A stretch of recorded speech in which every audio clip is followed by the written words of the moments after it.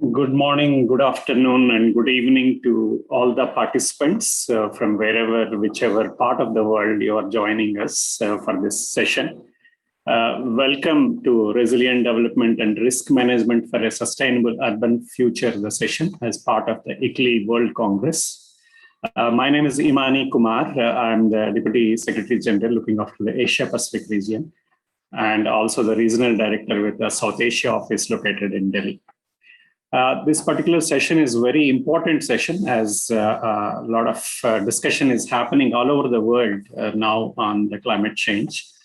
In link with, maybe I will put it that on the COVID pandemic also, whether COVID pandemic is important or climate change is important. So a lot of discussion is happening, and we have very good panel speakers today with us, and they will answer some of these points.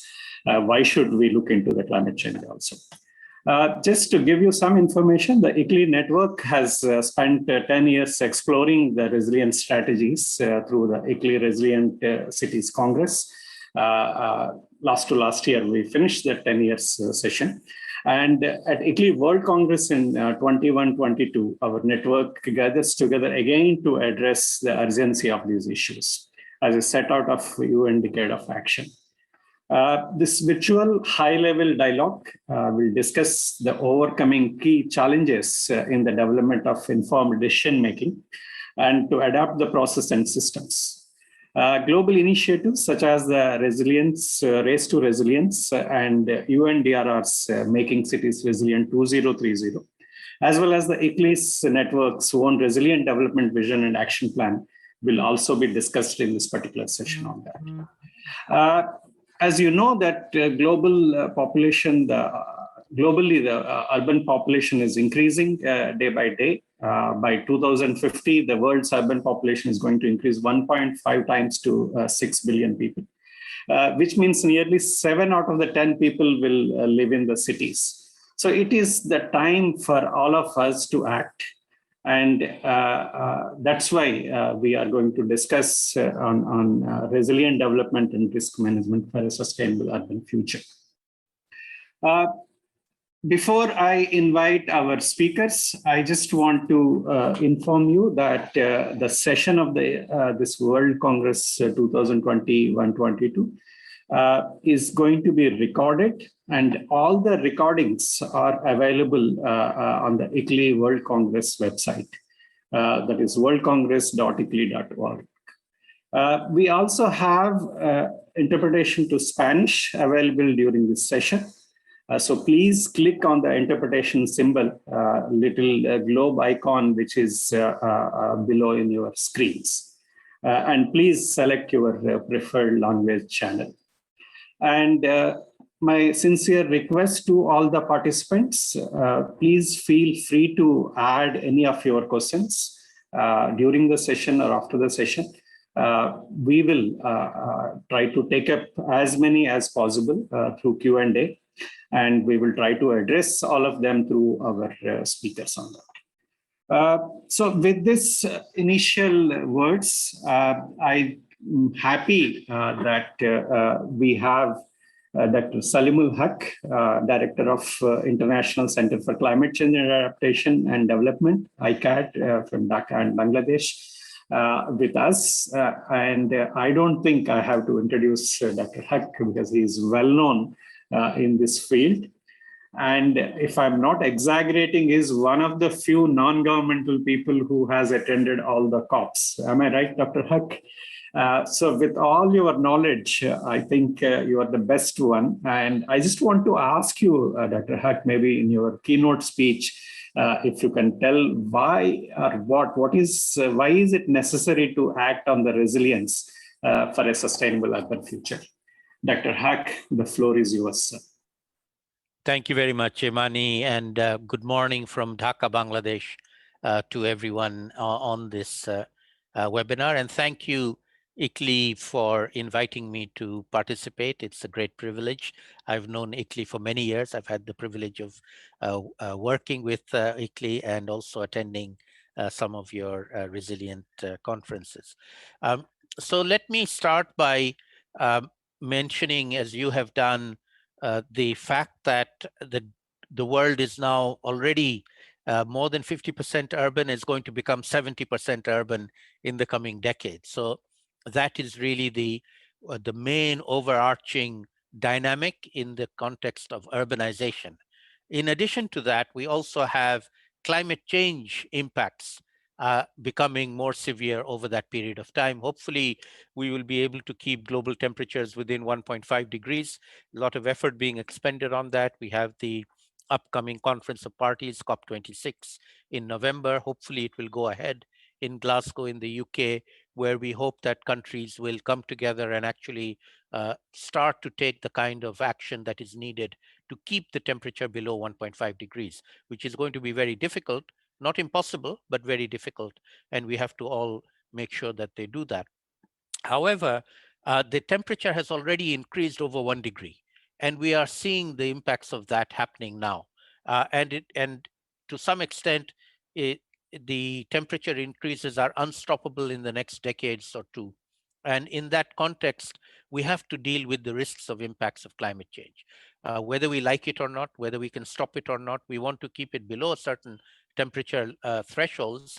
But even then, we are seeing impacts of climate change already happening. We are seeing wildfires in Australia and California. We are seeing hurricanes in the Atlantic. We are seeing typhoons in the Pacific, and we see cyclones in our part of the world. We had a super cyclone here in Bangladesh that hit Bangladesh and India in May last year.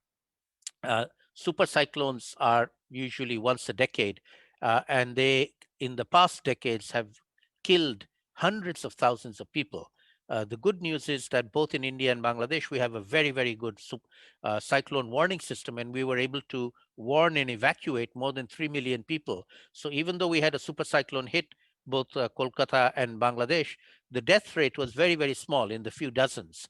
And that's because we have a very good cyclone warning and shelter program. But nevertheless, the cyclone hit. It caused a lot of damage. It caused devastation. Many of the people had to leave their homes, and many of them still can't go back to their homes because the homes have either been destroyed or the land has been salinized.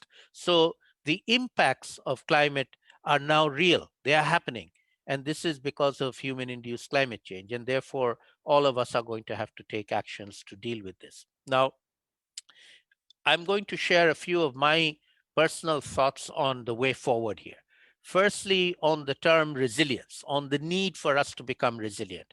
I'm a great believer in that, and we heard about the various actions that are being taken on this, the race to resilience by the climate COP champions. I'll mention one in which I am involved. You may be aware that the United Nations is going to have a food system summit later this year.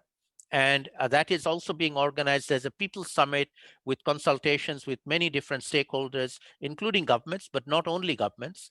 And it has been divided into 5 action tracks. One of those, action track number 5, is on resilience. And I have been kindly invited by the UN to chair that action track. And under that action track, there is a very strong, we are talking to many different people, putting together action areas that we want to take forward. The summit will come out with a series of action areas. It's not a negotiating summit where you agree on decisions. It's on implementing agreed decisions, namely the Sustainable Development Goals. And on the food system resilience action track, cities, food and cities, consumption and production are very much on the agenda. So something for ICLEI to perhaps follow up on, and I'd be very happy to facilitate that. So resilience, very important term in every context. Whoever is working on different aspects needs to think about resilience. In the urbanization context, my take on resilience, my definition of resilience, and in fact, I used that definition in the Food System Summit when I was invited to join it, is that the most vulnerable people have to be the ones who are made resilient. If we are unable to make the most vulnerable resilient, then we have failed to make resilient cities or urban centers. The rich being resilient is not sufficient. The poor and the most vulnerable have to be the ones that we focus on. And if we can make them resilient, as well as the richer people, then we have achieved our goal. But if we make only some people resilient and not others, that is not a sufficient achievement. And Those of you who are on this call who are mayors of cities, you know this very well. There are pockets of the most vulnerable in the slums, sometimes in the migrant areas, who are the most vulnerable people. Now in the COVID situation, they are also the most vulnerable to the COVID-19 pandemic as well. So a focus on the most vulnerable in order to build resilience. And my final point will be about going forward, the opportunities that cities have. In my view, cities have a huge opportunity because in the context of climate change, they bring together the two aspects of climate change which are often not brought together, namely mitigation, reducing emissions of greenhouse gases because cities are big emitters, and secondly, adaptation, because cities also have vulnerable populations that need to be taken care of. Often at the national scale, mitigation is something that happens in the energy sector. Adaptation is something that happens in maybe the agriculture sector.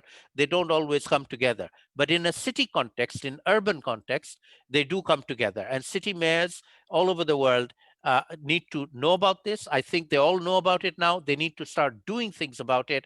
Many of them are already doing things, and I know ICLEI is very much involved in that. We are very interested in seeing how we can help, support, particularly on the knowledge side. How do we learn? It's a learning by doing process, and we need to learn from each other. And that really is my biggest interest in this. How do we capture learning from specific towns and cities and then share that learning across towns, not just in the same country, but across countries, not just in the same region, but across continents as well. And our experience is that even though everything is very location specific, there are many lessons that can still be learned across these countries and towns. And that is the kind of lessons that we'd be interested in exploring with you going forward. I'll stop there, Imani, and happy to take questions later. Thank you. Thank you, Dr. Haq. I think very well articulated, and why they should do, why the mayors should work on, or why everybody should look into the urban climate resilience. Maybe taking back your recent article after discussions, can you give one word or one sentence, maybe if I can ask you on the loss and damage thing, why people should also look into, because we have a lot of audience from the Asia Pacific and developing countries also. One more sentence. Well, I'll need more than a sentence, Imani. So Please. The issue of loss and damage is something that has now arisen because of our failure. We have failed to mitigate, to reduce emissions sufficiently. We have failed to adapt, to be prepared for the impacts.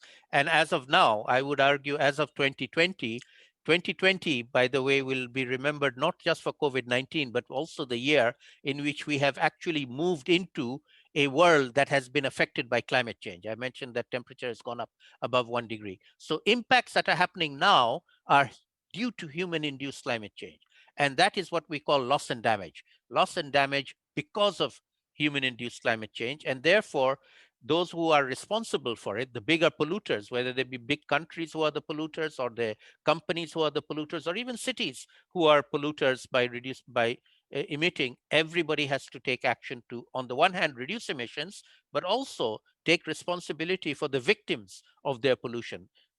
Greenhouse gas emission is not a victimless activity. There are victims who are suffering because of your emissions, my emissions, and I am equally responsible. We must take responsibility for helping the victims. And that's what we call loss and damage in the climate change jargon issue. Thank you. Thank you for your wording. And I can understand we in one sentence. You clearly mentioned why we should look into that. And thanks for that. We will come back with question and answers, Dr. Haq. And thank you. Thanks again for joining us and giving us the keynote speaker as a keynote speaker. We have now the panel discussion, and I'm happy that we have 2 mayors and 1 deputy mayor with us. Unfortunately, one of our speakers could not join us from the Delhi government, but we will go ahead with the rest of the speakers. So the first panel speaker is Mr. Vincent De Paul. He's the mayor from Entebbe municipality from Uganda. Mayor Vincent, the floor is yours, sir. Thank you, colleagues. honorable mayors, the technical staff of ICLEI, distinguished guests, colleagues, friends, ladies and gentlemen. I thank you for the opportunity to speak with you today. My name is Kayanja Vincent Depaul, Mayor in Entebbe, Uganda, East Africa, and also chairperson of ICLEI Africa. Entebbe is a green and growing city in Uganda, East Africa, located on the shores of Lake Victoria. I would like to take this opportunity to share with you an African perspective to resilience. African cities have done the least to cause this climate crisis, but we are facing the most significant impacts. We have seen this in the recent cyclones hitting Mozambique in the 2019, such as Cyclone Idai. The flooding from which destroyed an estimated $773 million worth of infrastructure, buildings, crops, and hundreds and thousands of homes were damaged or destroyed. Closer to home in Entebbe, Uganda, we have seen the rise of Lake Victoria water levels to the highest in recent history, causing widespread flooding, damage to property, and impacting on the livelihoods of our citizens, especially those in the Lake Victoria basin areas that are closer to the lake and the wetlands. For many African cities and towns, building resilience is therefore our main priority as we are dealing with the climate change impacts right now. A major priority must be to unlock finance for climate change, adaptation, and nature-based solutions to allow for implementation of resilience strategies at the local level. Now, while gulping with the additional socio-economic repercussions of the pandemic, it brings home to us critical need for a green and inclusive recovery to enable our cities which need support for local solutions. We have solutions already, we just need resources. We applaud the high-level climate champions, two RACE initiatives, Race to Zero and Race to Resilience. ICLEI's approach to Race to Resilience initiative is to serve its network of cities, towns, and regions via the three focal areas. One, by improving disaster risk reduction capacities in partnership with the United Nations Office of Disaster Risk Reduction. Two, by harnessing nature-based approaches to climate resilience, utilizing the tools and methodologies freely available on the Cities with the Nature platform. And finally, by undertaking integrated climate actions that consider climate resilience, citizen health, and nutrition, plus the circular and low emission development to achieve simultaneous contribution to the achieving of the SDGs and leaving no one behind. Entebbe has been working with ICLEI as part of our contribution to the ICLEI Resilience Development Pathway by one, working towards nature-based solutions at the local level. Two, through Urban Nature Assets Program, Entebbe has been working with ICLEI Africa to map the urban nature assets in Entebbe and prioritize integrated planning at the local level. The project has focused on mainstreaming nature into urban planning and to design local implementation projects that seek to sensitize our people on the value of wetlands. Due to the rising levels of Lake Victoria, we have to adapt our initial wetland management project plans to focus on urban greening. We designed a project that worked with the local communities and women groups to build a capacity on sustainable urban farming, with a focus on tree planting for increased soil stabilization and shade, and long-term income generation through harvesting of fruits, community gardens using local species that can provide food security and longer long-term livelihood generation, which is particularly important given the water levels of Lake Victoria and the impacts of COVID. We undertook training on sustainable water harvesting, such as rainwater harvesting, container gardens, and composites. Entebbe has also been working with ICLEI Africa with the funding from the United Nations Office for Disaster Risk Reduction to complete the disaster scorecard assessment and to develop local disaster risk reduction strategy for Entebbe municipality, which will be finalized in June this year. We need action, but action must be supported by integrated planning. Otherwise, we are planning to fail. I welcome all cities to Entebbe and ICLEI Network on this journey towards resilience. I thank you. Thank you, Mayor Vincent Paul, for sharing all your experiences within your city and the nature-based solutions. I think what you have mentioned and what your city is following, that's very good. I think good examples, and which I hope other cities and other mayors will take it forward on that. And the first point, what you have mentioned, I think with your collaboration with UNDRR, and I'm also happy to announce that we have Dr. Mami Story, the special representative of UN Secretary General for Disaster Risk Reduction and head of UNDRR, also with us. She's going to speak maybe a little later in this session. And I'm happy to welcome her also onto this event. So that's I think is very good point what Mayor Vincent has said, and we will take it forward on that.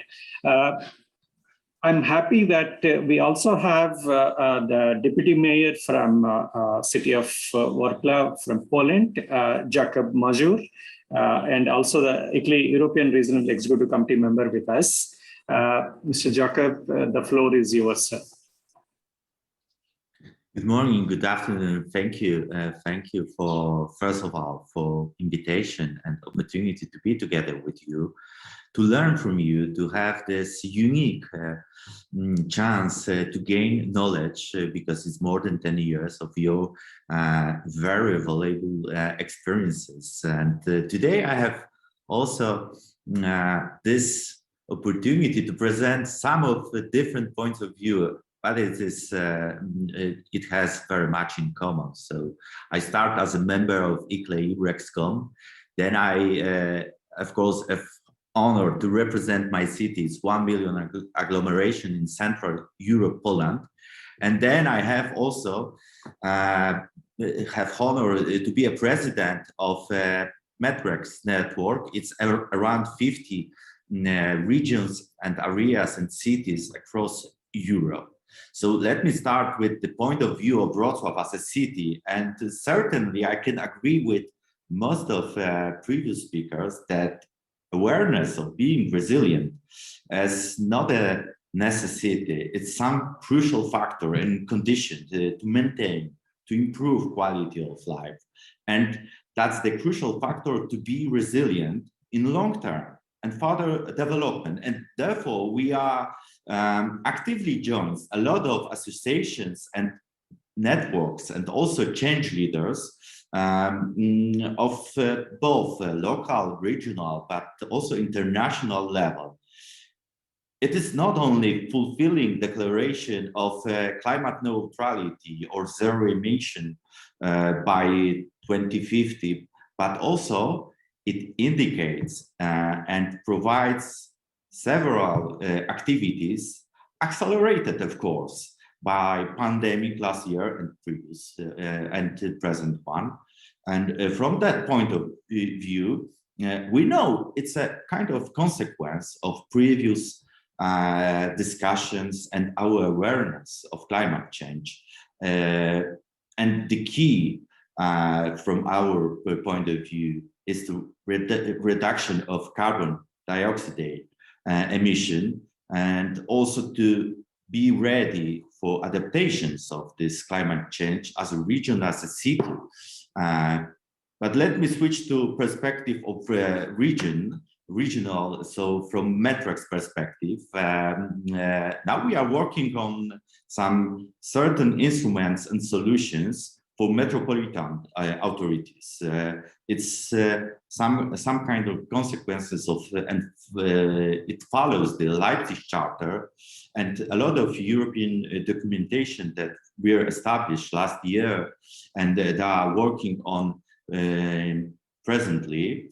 And it is focusing from our perspective of Metric's network or a couple of bases. So first of all, we have a circle economy, and in this case, we are looking for some kind of local self-sufficiency and using and management of those resources that we already have or there are probably or possibly in our hands, including, of course, waste as a resource. And then we have second level, so industry and SMEs. So it's kind of urban dimension of EU climate neutrality action plan, but also building some kind of, let me put it like a city crisis resilience programs and action plans, also working for us as a metropolis and cities gathered together. And then we have, very important, because it includes next generation and whole program that we have high hopes to be useful for whole Europe as a recovery program, so social cohesion. Our first step this year is to collect good practices, experiences, and some of implemented policies that we already started and put it as a statement of green recovery. We also applied, hopefully with success, to be organizer of European Week of Regions and Cities 2021 this October, and to work on post-pandemic solutions and recovery. Let me get back to Wrocław and city perspective, this urban dimension that I represent as a deputy mayor. We can put it in several points. And to name a few, it's development of green areas, then retention and reuse of rainwater. It's kind of building blue-green system and infrastructure that is continuous process and long-term process. Then we have, of course, clean energy and hold this variety of implementation of new technology and solutions that are present on market that are changing so rapidly. And then we have, of course, developing sustainable mobility. And this, in this case, I mean some kind of mix of cycling, walking, and also zero emission public transportation. But what is really important that this complex approach to become a city, resilient city, is combined with many factors. First of all, is strategic documentation. We started because of pandemic, but we accelerate those work on strategic documentation, like strategy for agglomeration, some crucial documents like study for spatial planning, which is master plan for whole city as a capital of region. This is the most important documentation. And together with all stakeholders, we are trying to put it as a metropolitan, as a good place to work, live, and educate, entertain, and so on. You know it from many cities all around Europe. It's like Paris, 15-minute city. We used to call it for several years now, complete district, or maybe it's better to name it complete neighborhood, because it explains that it's necessary to become resilient, to become also complete in those small homelands. And we also need to put in this process whole chain of stakeholders. It's not only local communities, it's not only business, it's not only universities, it's not only inhabitants as itself. it is all together, combined with a special model and platform. And it makes us resilient because we see each other needs, and through this discussion and through this panel, through this platform, we are able to supply the best solution for all of this dimension. And therefore, of course, we are more resilient in long term. The crucial moment is to switch from, fully municipal responsibility and founding all these solutions to communities, and of course, in main charge to business. We also created some kind of econometry model to just calculate it, to be fair and honest and very frank, very partnership approach to this model, and to have some kind of real Green Deal, real complex long-term solution in order to become real resilient and not to be afraid of our development in long term. I strongly believe that, and as I heard, we really share a lot of common ideas and point of view. So this is nothing strange to you, I suppose, but maybe our approach, because of location and some cultural and some legislation, environmental circumstances are different, but in whole idea, we are the same. And let me just put it in a last sentence that this crisis, because it is a huge crisis also for us and from our perspective, from a perspective of those 50 regions and my city and also ICLEI members, is something that accelerates and creating strategic synergy for being resilient in long term. And from my perspective, because I'm optimistic from nature, I'm seeing this as a great opportunity to accelerate a lot of processes we already started, and we were just ahead on paper. Now we are active. Thank you very much. Thank you, Deputy Mayor Jacob Mazur. I think a very good point. You have mentioned a lot of points you have mentioned. I think few of them is involvement of all stakeholders while planning the resilience and strategic documentation. I think that's another point. What you have said is very good. I think a lot of cities are lacking of documentation of what is happening within their cities. And also on the economic model for long-term resilience, I think that's the very important point what you have mentioned. Thank you, sir, for sharing your experience. And if we have more questions, we will come back to you if the time permits for me. Thanks again, sir, for joining and sharing your experience. We have moving from Europe now back to Asia Pacific region, and I'm happy that we have Mayor Abby Binay from Makati City from Philippines. She's also ICLEI Global Executive Committee member and also the Southeast Asia Regional Executive Committee member. Mayor Binay, the floor is yours, ma'am, to share your experience. Good day to all the participants of the ICLEI World Congress 2021 to 2022. Thank you for giving me this opportunity to share some first-hand experiences of the city of Makati that are relevant to the topic. For the past 4.5 years, Makati's efforts towards resilience and sustainable development have been anchored on the Sendai Framework for Disaster Risk Reduction and the 10 Essentials, the Sustainable Development Goals, the Paris Agreement, the new Urban Agenda, and the 5 ICLEI Pathways. As a result, we have made great progress beyond having the first risk-sensitive comprehensive land use plan and zoning ordinance approved by the national government in 2013. To date, we have a local climate change action plan and continue to mainstream disaster risk reduction and climate change adaptation and mitigation in the city development plan across all the sectors. These include social development, environmental management, infrastructure development, and protective services. We have established our 10-year city DRRM plan and enhanced contingency plans for earthquake and hydrometeorological hazards, both designed for a worst-case scenario.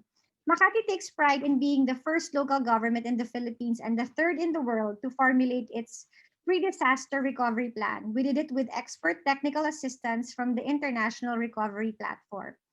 The city has since procured various equipment identified in the plan, which, like all other city plans and investment programs, were made through science-based, risk-based, and scenario-based planning. This has ensured the prudent spending of our local DRRM fund.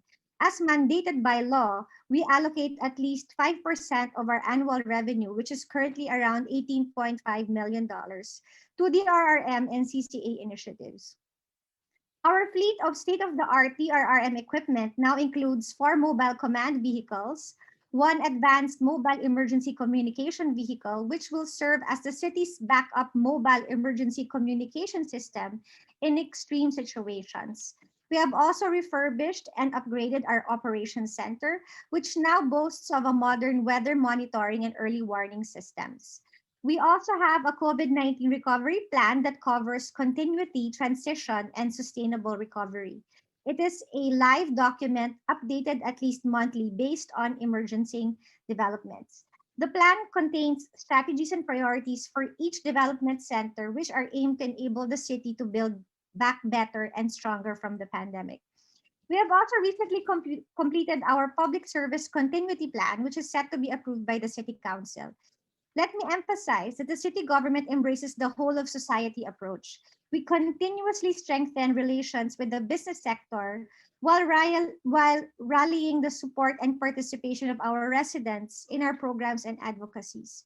Through community-based DRRM initiatives, we engage our stakeholders in risk assessment, planning, and capacity building to strengthen their self-reliance during emergencies.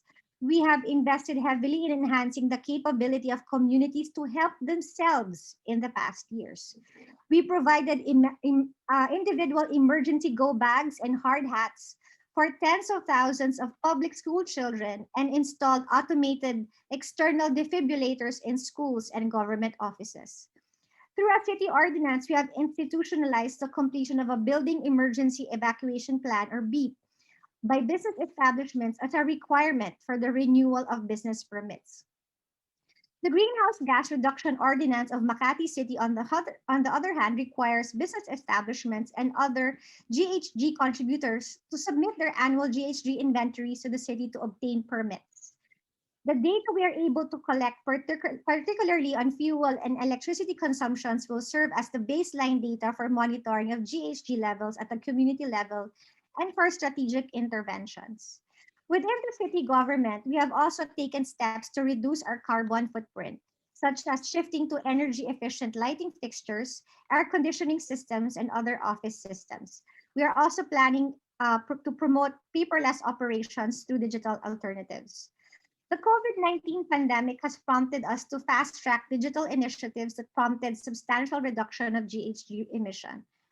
Taxpayers now have the option to transact with City Hall online for their payments and business permits, while residents can register online for their free vaccination.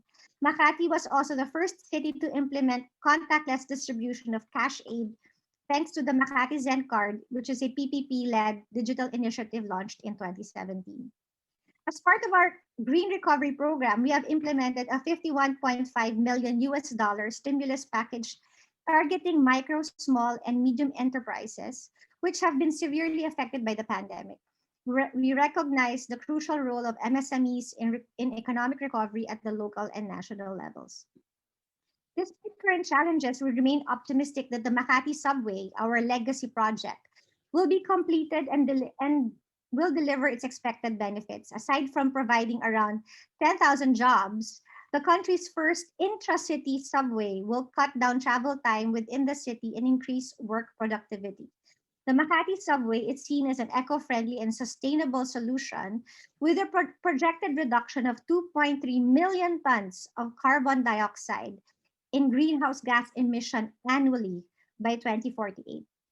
On this positive note, I wish to renew our commitment to the transformation of Makati into a smart city that is not only in step with the digital age, but is well equipped to protect and save lives when disasters strike. Thank you very much. Thank you, ma'am, for sharing your experience. I think I don't know why people say that the cities are not acting really, but the experience, what you have shown, what you have shared with us is really, I think things are happening on ground. And I'm happy to learn that that one word you have said, that 5% of the budget goes to the actions in your city. So the cities are not waiting for somewhere some money comes from, but you are also putting your own funds to take it forward on that. So thank you for sharing. And also, I think all the community programs, what you have said is a very good answer to a lot of issues facing world over by the city governments. That's also a good example what Makati is taking it forward. I know that we have finished our panel, but maybe I will ask all the panelists one more question, because this is also as part of the Q&A. If one statement or one sentence from your side, either from Vincent and even Dr. Salimul Haq, if you want to add anything, also Mayor Binay and Deputy Mayor Mazur. What are the challenges you have faced when you are implementing these climate actions? Are there any challenges locally you are facing in that? And also, I think the word is now in the questions also, build back better is about what we are talking about all over the world now. So what you are going to do on that particular front? One or two sentences, because I know that we have a little bit time, but we also don't want to cross the main thing. Maybe can I ask you, Mayor Vincent, from your side, sir, what are the challenges you have faced in implementing the climate actions, resilient actions in your city? Thank you, moderator. I think one of our challenges is finances. The other challenge is that we've not reached a stage of mainstreaming budgets of resilience action into our local budgets. So that is a critical challenge. We see the challenge at hand and the need to prioritize finances for that challenge, but then there's inadequacy in regard to our local resources, and therefore we would need funding to kickstart us as we try to mainstream resilience within our local budgets for sustenance for the future. And then the other last challenge is in regard to the need to entrench programs within the local people such that they own, they comprehend, and they are ready to journey on as we get into the resilience strategies. So those are the basic challenges that we do have. Thank you. Thank you, Vincent. I think the one point I just want to pick it up is the mainstreaming of resilient planning within the city planning. I think that's the good point what you have said, which can be an answer on that. Deputy Mayor Mazur, you want to add anything? Yes, of course, but let me put it in just three dimensions. One is political one, because, you know, to gain funds from EU, we are struggling with some inside national obstacles because of, you know, this tough discussion with our central government. We have different point of view, but it's politics, it's universal all over the world. Probably situation looks the same, that if we want to implement, we have to ask someone from, you know, from the central government. But I believe we can manage with this. The second, which is also opportunity, is acceleration of digitalization. It makes our processes smoother, not only in terms of AI or maybe some processes that they are, but also it's acknowledging all society faster, more efficient, and really accelerate whole process of becoming resilient.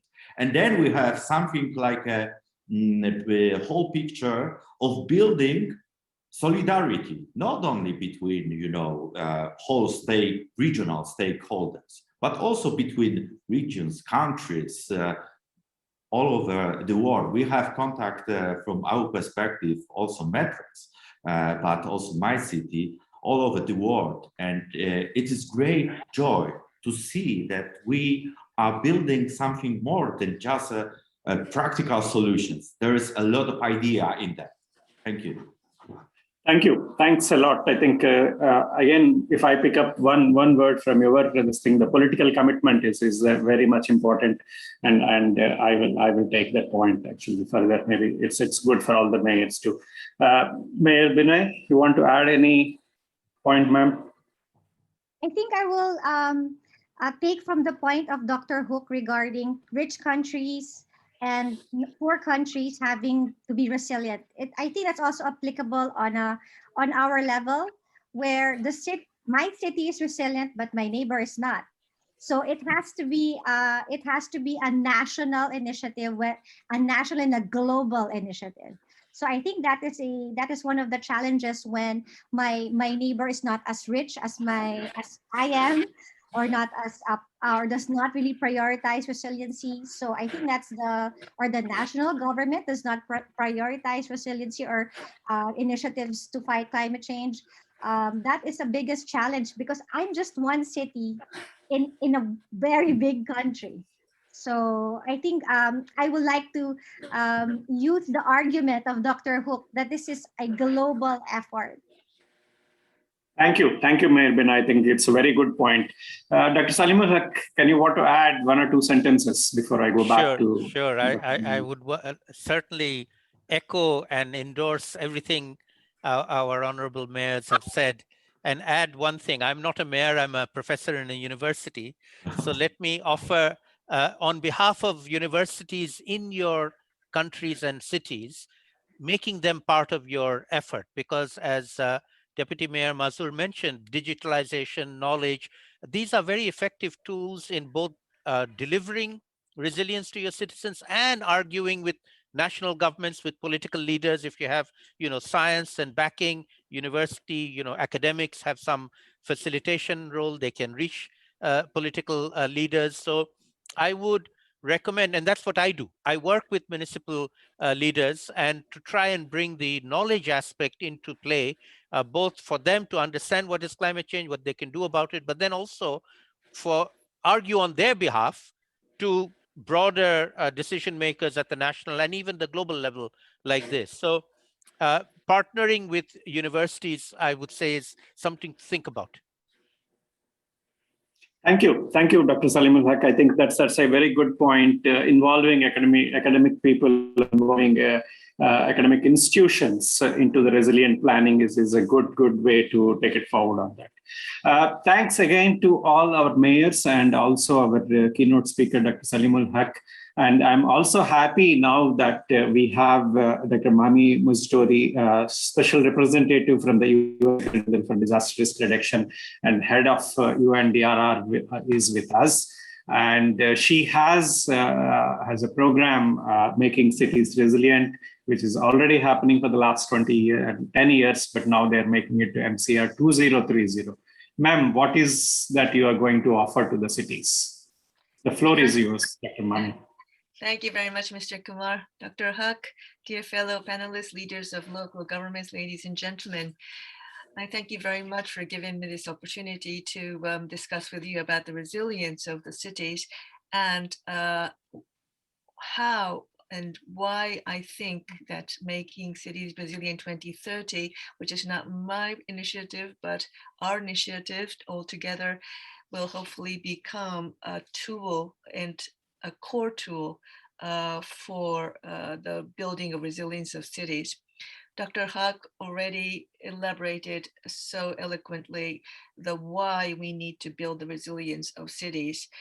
And it is true, isn't it? Because with, as Dr. Huck mentioned, more than half of the global population living in the urban cities, really should be the place where we benefit from enhanced basic service, where young people thrive with better education, jobs, senior citizens living with little or no worries about aging. But unfortunately, COVID-19 pandemic has proof that that is not the case. We have seen cities in both developed and developing countries struggle to contain and respond to the crisis. And we have seen that public health service, which should be the basic of all basic services, disrupted. And at the same time, of course, climate emergency is going nowhere, and many countries experienced at the same time cyclones, hurricanes, heat waves, and the local leaders were at the front line of response, struggling. So we now understand more clearly than ever that resilience of cities and their communities, as the mayor of Makati mentioned, is essential for a sustainable future. But the truth is that we are not there at all. The cities represented today at this panel, yes, you are enlightened, you are getting there, or you are already there, but the fact is that not really is the case for the majority of cities. And the Sendai Framework for Disaster Risk Reduction, which is the global blueprint for DRR and resilience, puts good risk governance at the core of its priorities. And in order to achieve good risk governance, Sendai Framework sets the global target for all countries to have both, and this is important, I believe, national and local disaster risk reduction strategies. Currently, 101 member states have national strategies, but there are much fewer countries with local ones. So this is the next challenge. We need more local strategies for disaster risk reduction, and it can't be the big important ones that can afford to do so. It has to be every city, because you cannot have good risk governance without a strategy.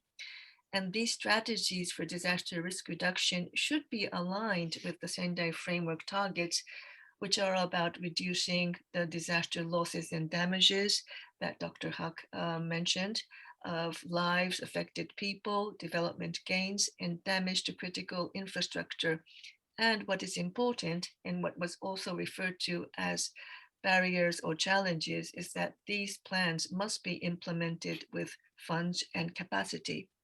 So this is why UNDRR, with our core partners, including ICLEI, UCLG, UN Habitat, World Bank, and many others, we co-created MCR 2030, Making Cities Resilient 2030, to support and walk the journey towards resilience with cities. MCR 2030 builds on the 10-year campaign of the last decade, Making Cities Resilient campaign, to raise awareness for local resilience. Now, in this new initiative, our focus is not only to raise awareness. Of course, it is still very important to raise awareness, but crucially to support cities in managing their risks, establishing their plan for resilience, and implementing these. MCR 2030 provides a three-stage roadmap. The first one is to enhance knowledge on risk and resilience. You need to understand the nature of risk that surrounds you. It's systemic, it's complex. The second stage is to put in place disaster risk reduction and resilience strategies. If you don't have a plan, that is a plan for failure.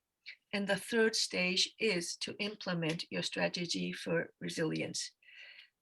I think the case for resilience is evident, but it's not a journey that cities can take on their own. When cities and partners join MCR 2030, you will access tools and services provided by a wide range of organizations, both public and private, who can help you to take actions and to progress along the resilience roadmap. And as we have already heard, peer learning is the best way for cities to grow their resilience. So MCR 2030 is designed to become the central platform for cities and their partners to meet both globally and regionally, to share experience, expertise, and to form mutually supportive networks. We have created an online dashboard for cities to measure your progress. The dashboard also provides space for interaction between cities and also with core partners of MCR 2030. MCR 2030 was globally launched, hosted by ICLEI last year in October, and now regional launches are taking place. Operations started with the turn of the year, and enthusiasm is already growing, and already our member cities represent more than 55 million people. Now, I know that this is not a big number when you look at the world population, but my point is already it is gaining pace. So you, the local leaders who know firsthand that resilience is not built overnight and it's a long process, you know that different points you are in that journey of resilience, but you know that all cities need more support and guidance as you move along the pathway to resilience. And this is what we are hoping that MCR 2030 can provide. And importantly, it's not about those organizations, including ICLEI and ourselves, UNDRR, who co-created the framework. It's about the cities. So I'd like to finish by making a request for your action. The first one is to please look at the MCR 2030 website to understand how this initiative can help you. And if you are convinced, which I hope will be the case, please join and access the network of partners providing services. Secondly, please reach out to encourage other cities to join. Mayor of Makati mentioned, it's true, isn't it? Even if your city is resilient, if your neighboring cities are not resilient, you cannot counter the impact of disasters which do not respect borders. So we need an inclusive movement, including all cities and towns that are many times left outside from global movements. And finally, the third request is please use this initiative, MCR 2030, as an opportunity to share your experiences and knowledge with other local governments, and perhaps even become a resilience hub, which is a concept in this initiative of the global role model of a resilient city. If you all join, by the time the Malmo Summit takes place in May next year, MCR 2030 will already have become a core movement for cities to achieve the sustainable future. We need to do this rapidly because the impact of climate emergency that Dr. Huck mentioned is there and is attacking us every day. So thank you very much. Thank you. Thank you, Dr. Mami. I think very good points what you have said. And we are happy as an ICLEI community with our 2,500 cities to join this movement, MCR 2030. Myself is even the regional co-chair for MCR Asia Pacific. So encouraging all the cities to join this movement and learn from each other. I think that is the point what you are making. The dashboard is going to give you a lot of information, what is happening, how you can plan your city more resilient. And maybe if you have some questions there, you have some answers also there to take it forward and use that in your cities to make more resilient, maybe by 2030. I think that's a good opportunity for all the cities. You have answers, you have questions, you have planners, you have information on the dashboard, and that will be useful for every citizen, every city to use it and take it forward. And thank you, ma'am. Thanks for joining us and sharing your experience, your point. And I hope the cities will take it forward and use all that information on that. I know that we are almost reached at the end of the time allocated to me, but as I requested at the beginning, if you can spare 5 to 7 more minutes from your time, we will close this session on that. Before I go back to my colleague, Dr. Nazmul Haq, head of Resilient Development Pathway in our Bonn office. Maybe this is time for all of us to have a group photograph. And I request, I know that Salim al Haq, you have switched off your camera, but I request all of you, if you can switch on your camera for a few seconds. We will just take a group photograph with all of you as participants. I know that we have more than 150 participants. Please switch on your camera, and my team is going to take a group photograph. Now. Perfect. Thank you, Mr. Kumar. You have done that. Thank you. Thank you, Joe, for taking that. Thanks all of you for keeping your camera on. Now, I request, it's not concluding remarks as what we have written in our agenda. Dr. Nazmul, if you can share what ICLEI can offer and how we will take it forward, the resilient pathway within the cities. Dr. Nazmul, the floor is yours. Thank you very much, Mr. Kumar, and good morning and good afternoon and good evening to everyone, depending on your location. And I thank you everyone for joining our session. And I am also very much delighted to have your very much rich inputs in our session, and we completely share with you your challenges and your forward-looking perspectives. And since we are almost running out of time, I will quickly go through how and in what extent ICLEI World Secretariat and particularly the program Resilient Development Pathways, we can offer our supports and different support offers to our networks and our member cities. Just let me briefly introduce the Resilient Development and Risk Management portfolios, which I am representing. We have two co-chairs. Our one co-chair is Mayor Manuel de Araujo, Mayor from Quilimani Municipality in Mozambique. We have another co-chair, Madam Atashi Marlena, member of Legislative Assembly, National Capital Territory of Delhi, India, who is supposed to be here today, but unfortunately she could not make it. We have advisor, Mr. Idris Harun, who is a minister in the Malacca state government in Malaysia, and I am Nazmul Haq, head of Resilient Development Program at Portfolio Liaison Officer.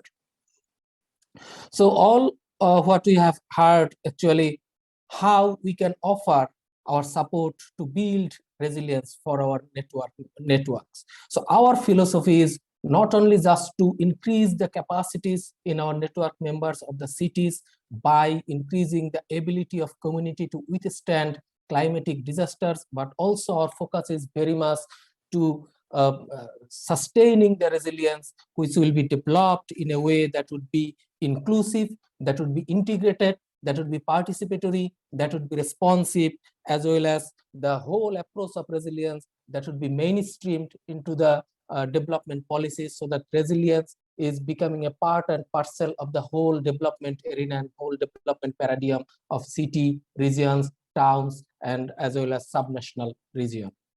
So that is why, based on these underlying philosophy, how we see the whole approach and whole scale of resilience in terms of geographic terminology. We see city and region is a part of a urban system is a part of a broader city and region territory. We do not see them in silos.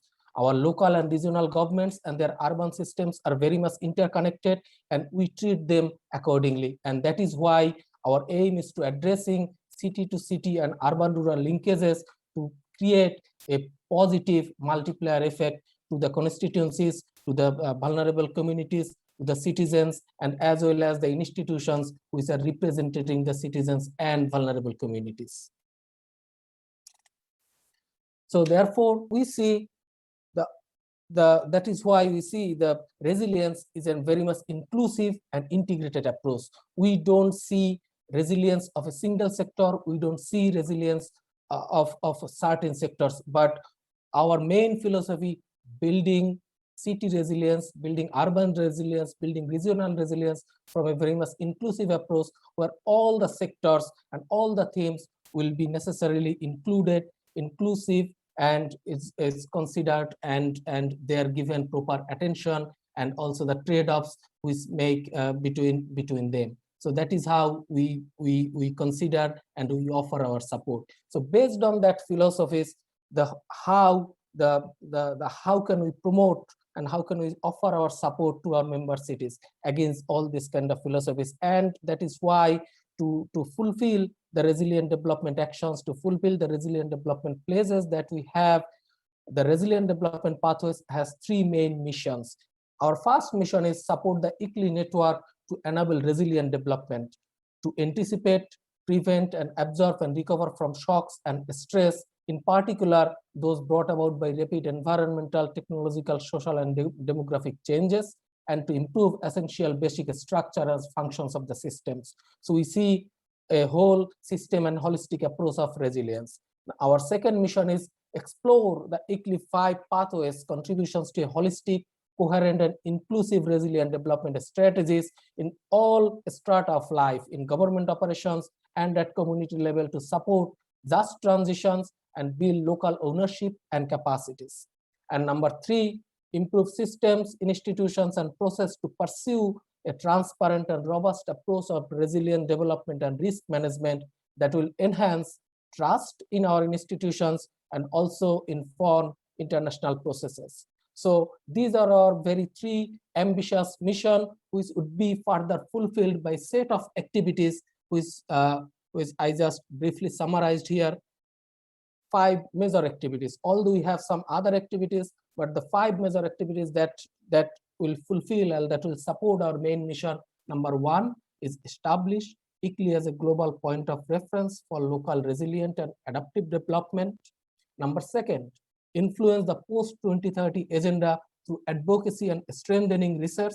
Number 3, identify and work with champion cities, towns, and regions by which we will demonstrate leadership everywhere to all towns, cities, and regions, and partnerships with different influential organizations and initiatives such as MCR 2030 and high-level champions initiatives like Race to Resilience and Race to Zero. Number 4, we are going to create ICLEI living labs all over the world that offer capacity building supports and peer exchanges that is already highlighted very much in our discussion. And number 5, we will also support our member networks to enable access to finance and explore other mechanisms, including climate and disaster risk insurance.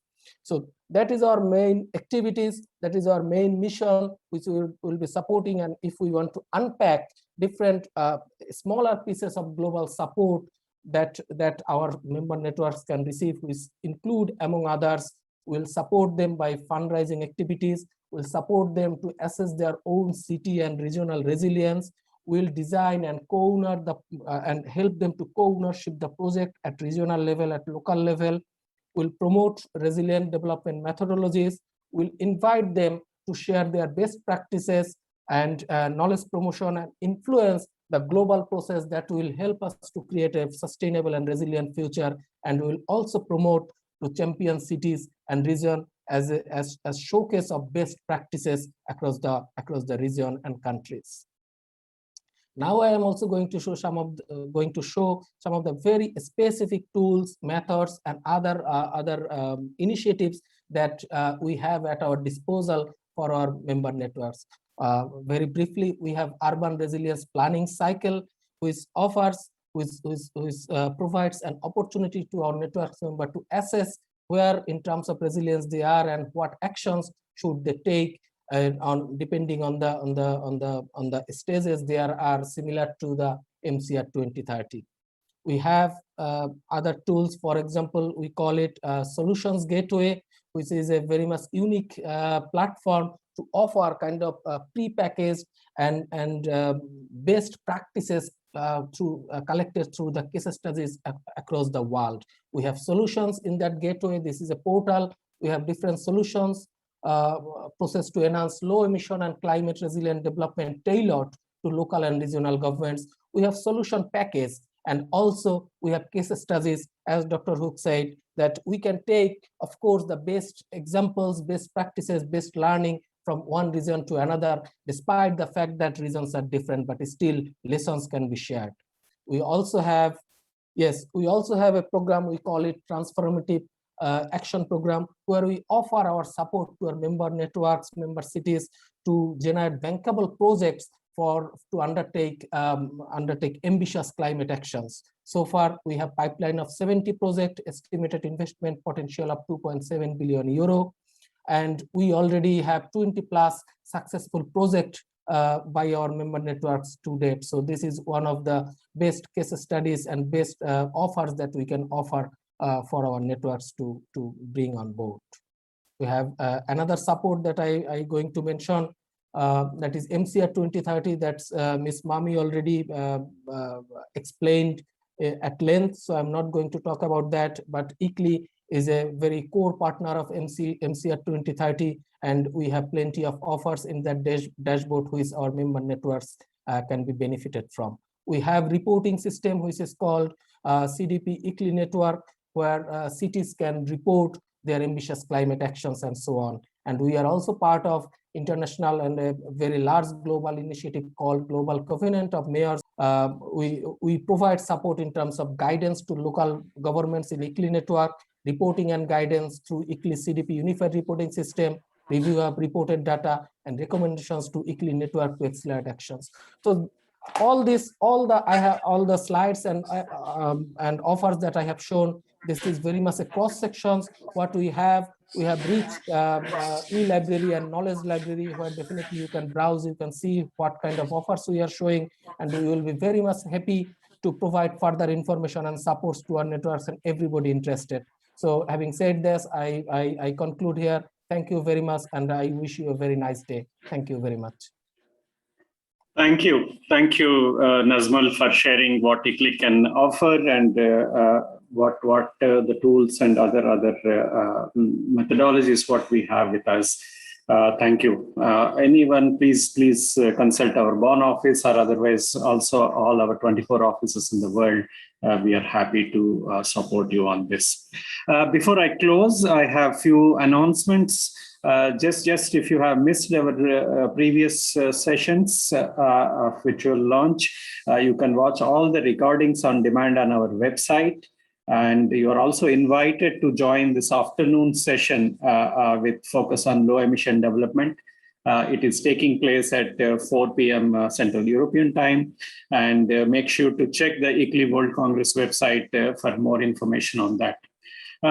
Just also for your information, throughout the rest of the 2021 till we meet in Malmo 2022, we will explore critical topics in sustainable urban development in ICLEI World Congress 21-22, dedicated webinar series that is called the Road to Malmo, that will be kickoff on the 28th of May this year and will continue till 2022 Malmo Summit.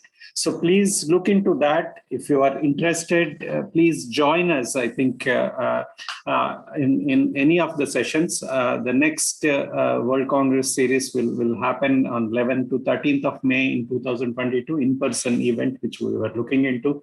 Till that time, if you are interested, you can join on our high-level dialogues or in-depth workshops or networking opportunities. So please register your interest through our website.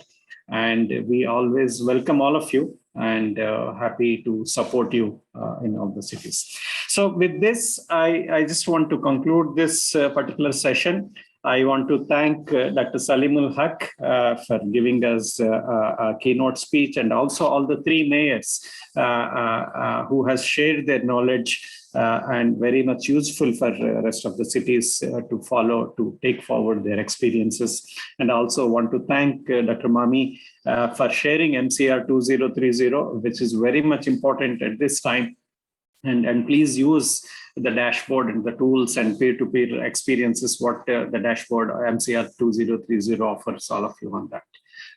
And also the ICLEI's information, what Dr. Nazmal has shared with all of you. We are happy to share it if you want to learn more from ICLEI side of that. With this, thank you all for joining this session, and see you at 4 p.m. Central European time for our next session on that. Thank you. Thanks again.